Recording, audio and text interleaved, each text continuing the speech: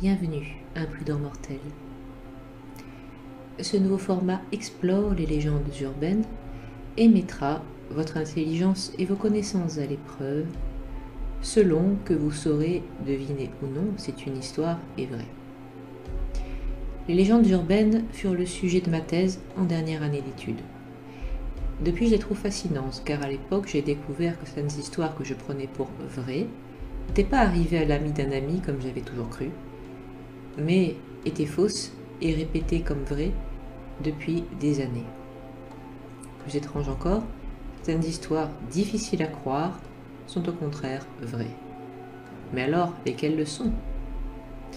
Alors écoutez bien, dans ce format, je vais vous raconter une histoire qui est une légende urbaine, qui a toutes les allures d'une légende urbaine. Vous m'indiquerez en commentaire si d'après vous, elle est fausse ou vraie. Et vous aurez la réponse en début de vidéo suivante, 15 jours après, quand j'alternerai avec les contes cruels. Si vous avez compris, nous pouvons commencer par notre première histoire. L'histoire du tueur au crochet m'a été rapportée quand j'étais enfant par ma cousine personnellement.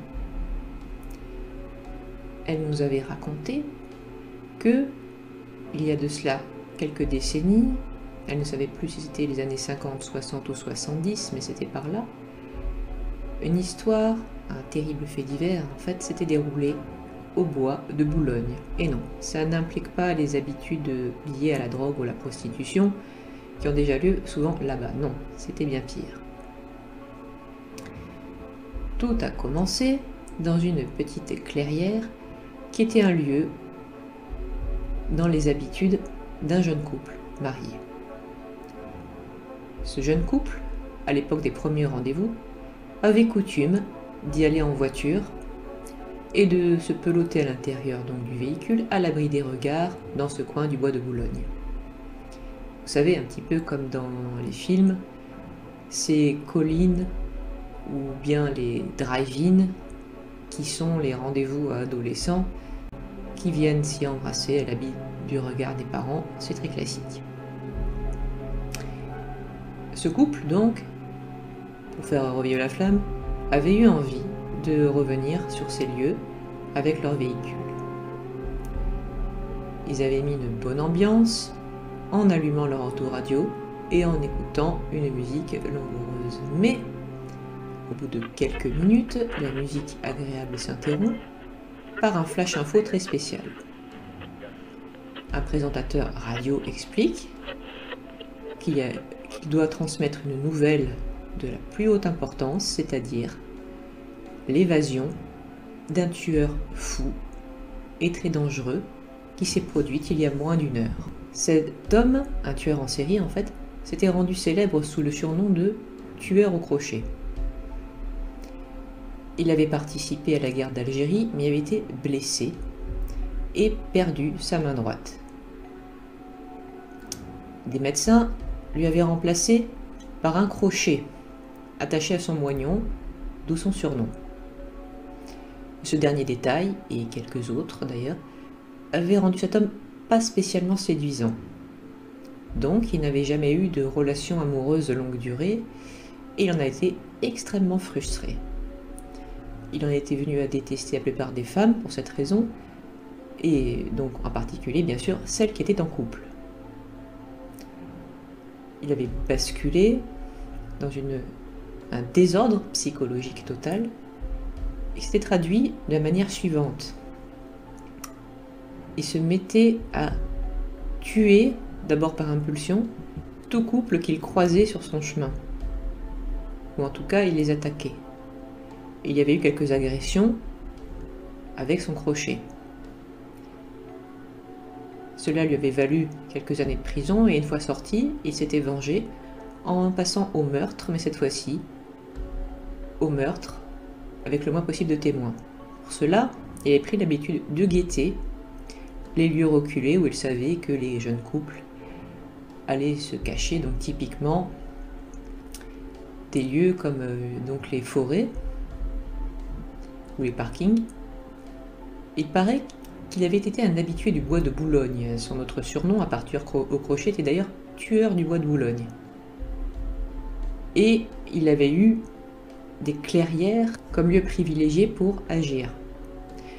Le présentateur radio se met alors à citer ces lieux, et cela comprend la clairière où se trouve le jeune couple qui écoute tétaniser le flash d'information.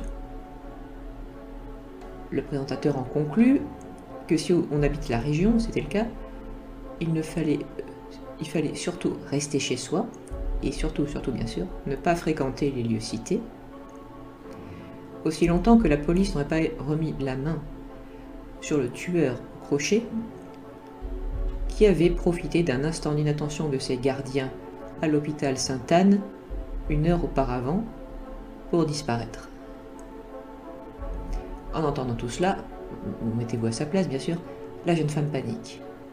Et elle insiste pour rentrer tout de suite. Son mari est bien un petit peu frustré, il lui dit « C'est vrai, cet homme-là s'est enfui, mais ce sera à sa place. La première chose que je ferai, c'est pas me remettre à tuer, c'est à mettre un maximum de distance entre moi et la police, à me cacher, quoi, au contraire. » Mais l'épouse lui fait remarquer qu'on ne peut jamais vraiment savoir à quoi pense un tueur psychopathe qui n'a plus toute sa tête. Peut-être que si, justement, sa première idée, c'est de se remettre à tuer. Et là, ils sont un couple, donc c'est cible habituelle, dans un de ses coins favoris. Et selon le présentateur, il faut se mettre à l'abri. L'époux finit par se ranger à ses sages avis et entreprend donc de mettre le contact et de s'en aller. Le problème, c'est que quand il appuie sur la pédale de l'accélérateur, sa voiture ne part pas, elle est coincée. Alors il se dit zut, quelque chose me coince, je vais descendre et aller regarder ce que c'est. Mais son épouse panique vraiment, elle lui dit non, ne descends pas, essaye de te dégager en appuyant plus fort.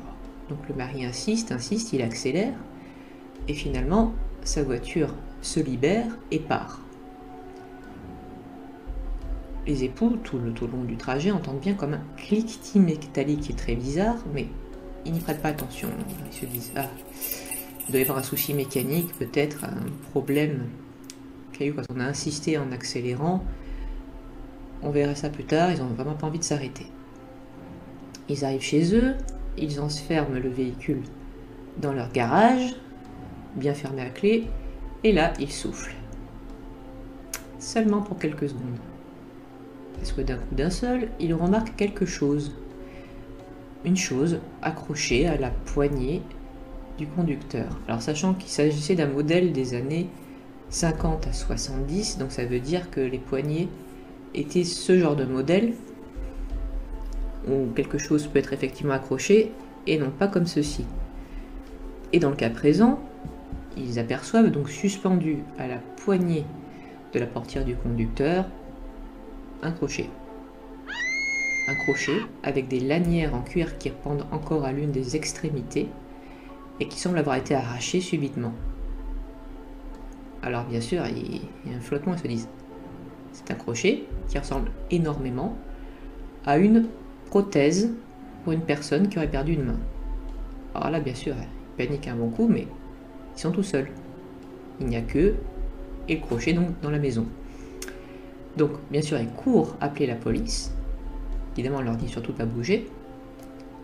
Et quelques heures plus tard, ils reçoivent un nouvel appel de la police qui, cette fois-ci, leur dit que grâce à leurs indications, le tueur, au crochet, a été retrouvé errant dans le bois de Boulogne, sans son crochet.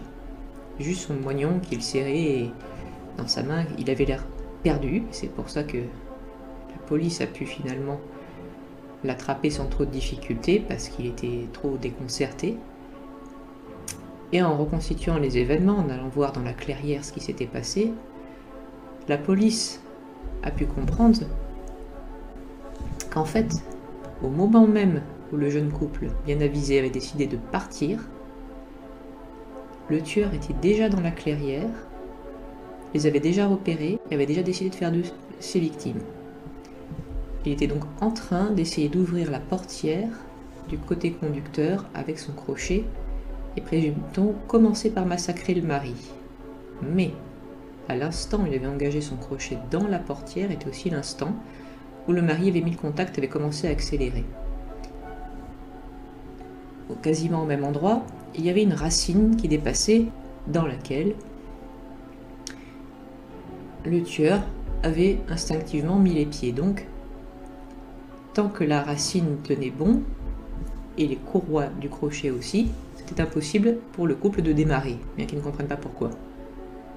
Mais vous devinez la suite. Les courroies ont fini par lâcher et se casser. Le tueur du bois de Boulogne s'était donc retrouvé tout seul, sans son arme, dans le lieu qui portait son nom. Il ne pouvait plus faire grand-chose. Et le couple était rentré avec le crochet, sans même s'en apercevoir. C'était l'explication du cliquetis entendu tout au long du trajet de retour. Je vous cache pas que quand j'étais petite, j'avais trouvé cette histoire assez effrayante et sans doute que vous aussi. Seulement voilà, est-ce qu'elle s'est vraiment produite en fait? Je vous laisse me le dire en commentaire et, si vous voulez bien sûr, dans mon Instagram, le lien est en description. Si vous voulez me soutenir, vous avez aussi les liens de Utip, Tipeee et du Ko-fi. N'oubliez pas de vous abonner, de mettre un pouce bleu et donc de commenter avec votre solution. Et aussi, regardez sous votre lit avant d'éteindre la lumière. Au revoir, imprudent mortel.